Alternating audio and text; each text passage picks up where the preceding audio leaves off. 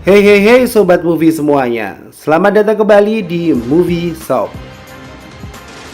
Dan sebelum Anda melihat film ini, sepertinya Anda harus tahu dulu bagaimana alur ceritanya, yang pasti menegangkan dan juga penuh dengan darah dan juga aksi yang luar biasa.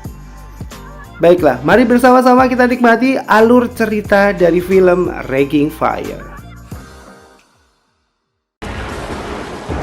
Pagi itu, Bong terbangun dari mimpi buruknya, bersiap untuk bekerja seperti biasa.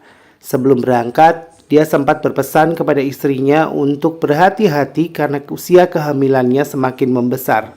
Bong bekerja sebagai seorang inspektur polisi divisi kriminal. Hari itu, atasan sekaligus sahabat Bong, Inspektur Yao, datang memberikan hadiah bekas pakaian bayi anaknya untuk Bong. Dia juga menasihati Bong agar menghormati kantor polisi distrik lain.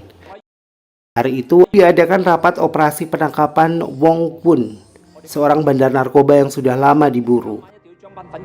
Wong Pun akan mengadakan transaksi dengan geng Vietnam pada jam 9 malam.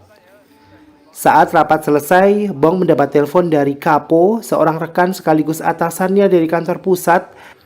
Kapo menyuruh Bong segera datang.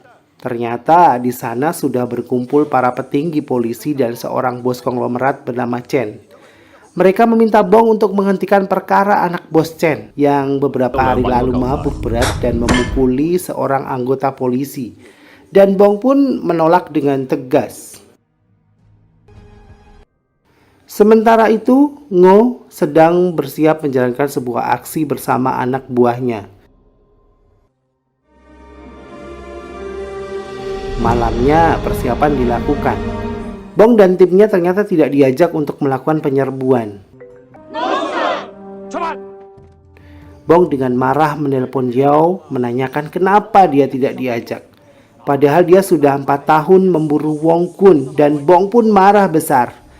Dia menyuruh timnya untuk mencari informasi di mana lokasi penyerbuan dan setelah mendapat info mereka pun segera menyusul. Sementara itu di lokasi geng Vietnam sudah tiba. Yao menyuruh anak buahnya untuk menunggu adanya transaksi dan saat memasuki gedung tiba-tiba para anggota geng Vietnam diserang oleh beberapa orang bertopeng. Yang tidak lain adalah Ngo dan anak buahnya.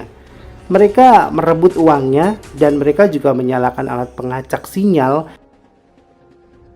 Ngo sampai ke hadapan Wong Pun. Ngo memperlihatkan handphonenya dan terlihat polisi sudah mengepung tempat itu. Wong pun marah dan terjadilah tembak-menembak antara mereka. Ngo dan anak buahnya berhasil menghabisi Wong Pun dan merampas narkobanya.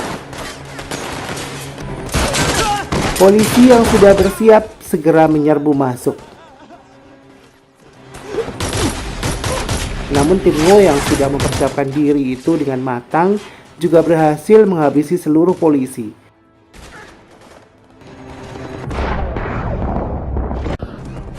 Bahkan Ngo membunuh Yao yang sudah tidak berdaya dengan melemparkannya dari lantai 3.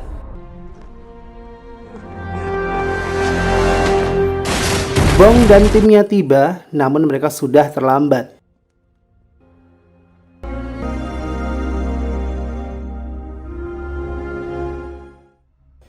Ngo dan anak buahnya menemui Man Kuai, orang yang menyewa mereka dan menyerahkan narkoba yang dirampas dari Wong Pun.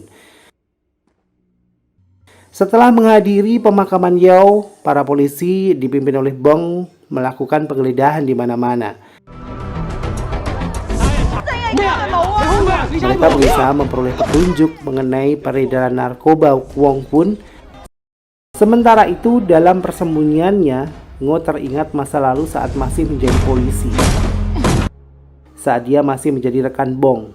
Dulunya mereka sangat akrab dan saling bekerja sama di bawah pimpinan Inspektur Seto Kit. Hingga pada suatu ketika ada kasus penculikan Siu Tong, CEO Bank. Kit memerintahkan untuk menyelamatkan Siu Tong dengan cara apapun. Saat dalam pengintaian, mereka mendapat kabar bahwa Kola, orang yang dicurigai, mengetahui di mana Siu Tong yang diculik sedang terlihat. Tim Ngo bergerak, sementara Bong masih mengintai. Ngo berhasil menangkap Kola, namun saat diintegrasi, dia bungkam. Ngo menelpon Kit dan Kit memerintahkan apapun caranya Kola harus bicara. Dia berjanji akan melindungi Ngo dan Ngo pun memukuli Kola hingga akhirnya dia mau bicara.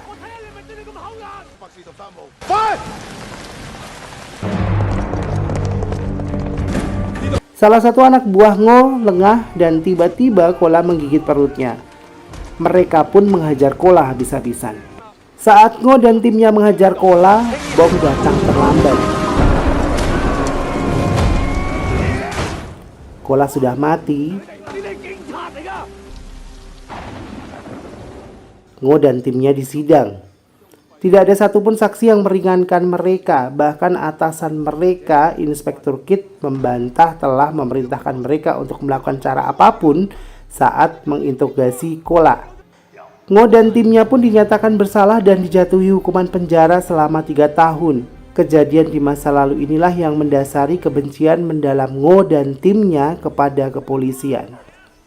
Saat ini tim Bong menggerebek ke sebuah tempat perjudian kecil.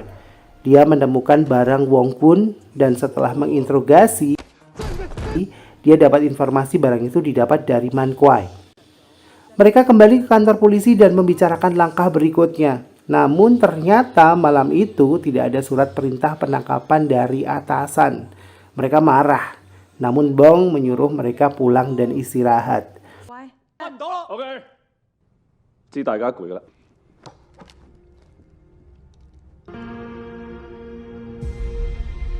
Sementara itu, Ngo dan anak buahnya menyadari bahwa barang Man Kuai sudah tersebar kemana-mana. Mereka harus ambil tindakan karena itu bisa membahayakan mereka. Mereka berencana membunuh Man Kuai. Bong yang menyuruh timnya pulang ternyata bertindak sendiri. Dia mendatangi markas Man Kuai dan berhasil menemui Man Kuai. Dia pun menanyakan dari mana dapat barang itu.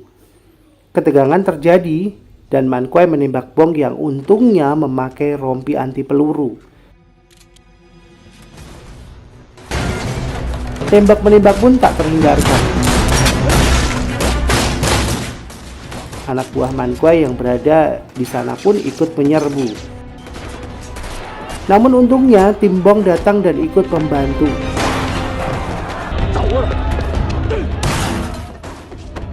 Man Kuai mencoba kabur dan Bong pun mengejar. Namun saat sampai di jalan raya, dia ditabrak oleh anak buah Ngo yang tiba-tiba muncul dan Man Kuai pun tewas.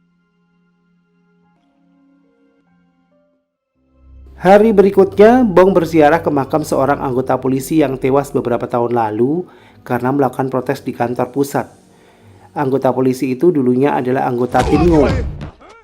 Saat sampai di sana, ternyata Ngo dan anak buahnya sedang berziarah juga.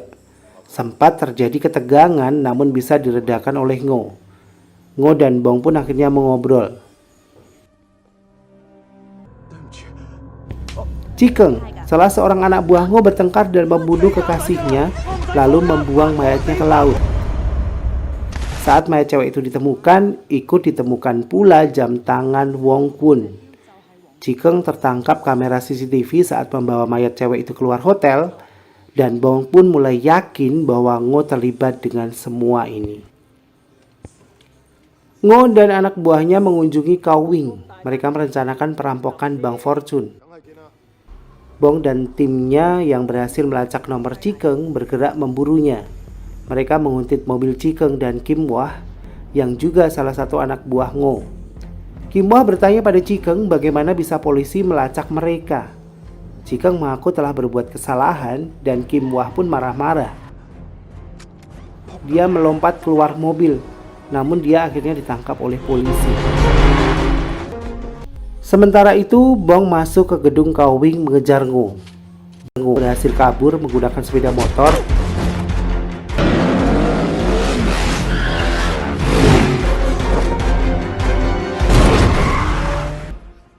Dan Bong mengejarnya menggunakan mobil.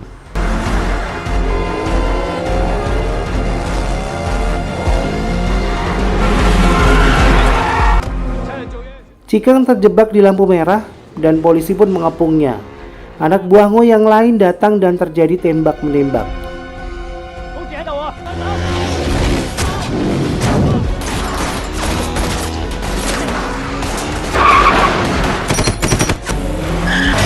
Cikeng berhasil kabur dibantu teman-temannya, sementara Bong yang sedang mengejar Ngo sempat saling adu tembak. Namun karena mobilnya tak terkendali dan hampir menabrak anak kecil, Bong terpaksa harus melepaskan Ngo dan memilih menyelamatkan anak tersebut. Ngo yang sudah sampai di tempat persembunyiannya membunuh Cikeng karena kesalahannya.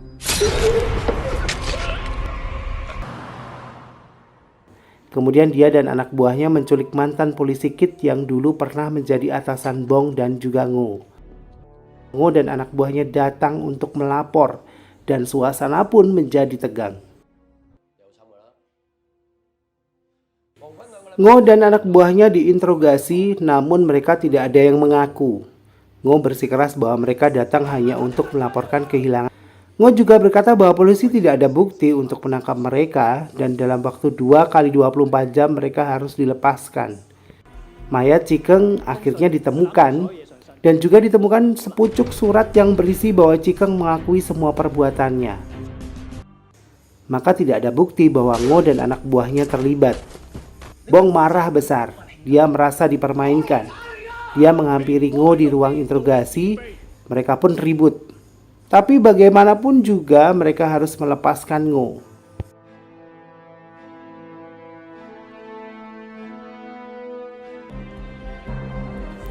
Sementara itu, terjadi insiden di tempat gedung pertunjukan, tempat di mana istri Bong bekerja mempersiapkan pertunjukan anak-anak menari balet. Mantan Inspektur Kit dengan kalungan bom di lehernya menyandra istri Bong. Dia juga memborgol istri Bong dengan tangannya.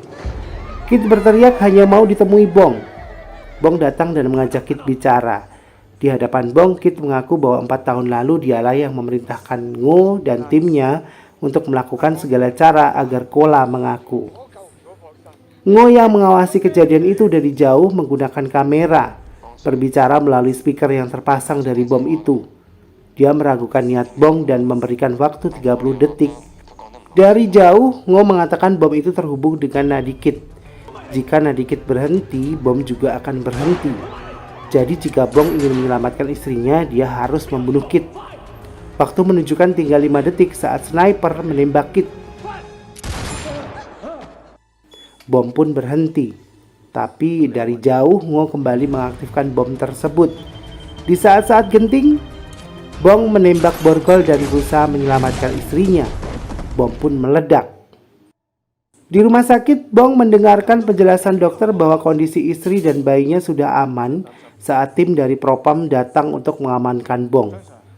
Mereka akan membawa Bong ke sidang kode etik karena sudah menembaki tim penjinak bom. Hari ini Bang Fortune akan mengadakan rapat khusus. CEO Bang Fortune, Siu Tong, baru saja kembali dari Amerika. Bong menghadap Inspektur Xia, mengatakan bahwa mereka salah sasaran. Dia menjelaskan situasinya, tapi Inspektur Xia tidak mau mengirim anggota ke sana. Dia menyuruh Bong dan timnya pergi sendiri. Sementara itu di Bang Fortune, Ngo dan anak buahnya tiba dengan menyamar sebagai jasa catering.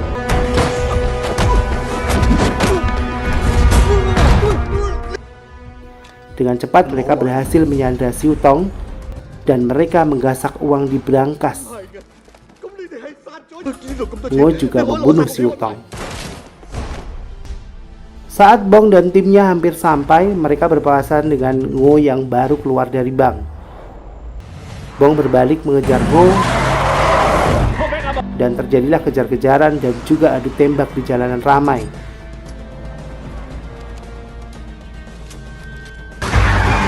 Di sebuah sudut kota, 2 orang polisi patroli menembaki mobil Ngo.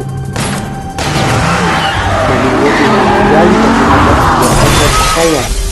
Mobil mereka berhenti di antara mobil-mobil lain.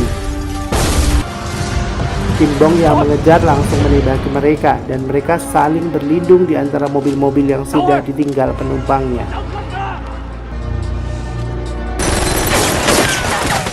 Polisi-polisi lain terus berdatangan membantu.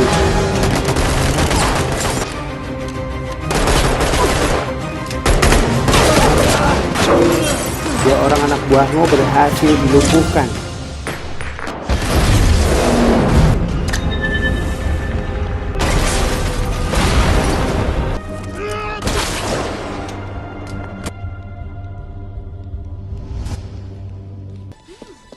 Ngo dan seorang anak buahnya kabur hingga ke lorong bawah tanah. Polisi terus mengejarnya dan anak buah Ngo sudah tidak sanggup lagi. Dia menyuruh Ngo lanjut kabur dengan membawa 2 granat berlari ke arah kumpulan polisi yang mengejarnya. Namun sebelum sampai, Bong menembaknya hingga jatuh dan granatnya meledak. Bong lanjut mengejar Ngo. Di depan sebuah gereja yang sedang direnovasi, Bong berhasil menjangkau Ngo, membuat mereka menerjang jendela dan masuk ke dalam. Ngo mengeluarkan pisaunya dan Bong menggunakan tongkat polisinya.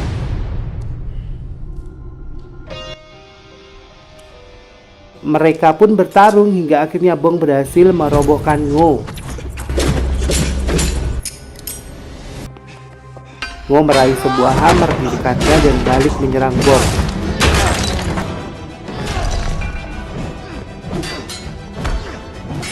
Bong berhasil meraih sebuah linggis dan pertarungan mereka pun berlanjut hingga mencapai altar di mana terdapat sebuah piano tua dan patung Bunda Maria.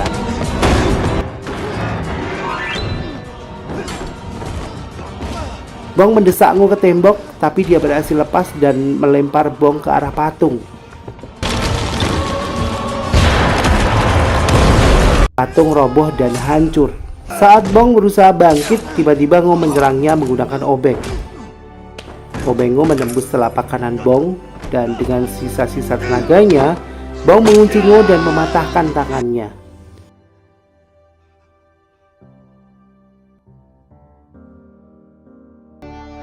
Ngo tidak sanggup berdiri lagi, dan di saat yang sama, para polisi datang dan mengarahkan semua penjejak laser ke arah Ngo.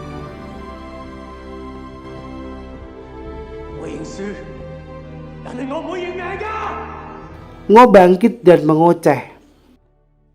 Seandainya dulu Bong yang mengejar Kola, apakah nasib mereka akan berbeda? Akhirnya Ngo pun tewas.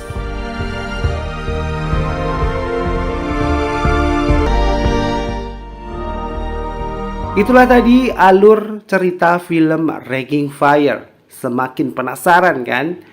Jangan lupa untuk terus like, subscribe, dan komen di Movie Shop agar tahu list film terbaru dan juga alur-alur cerita film lainnya. Baiklah, terima kasih dan sampai ketemu lagi.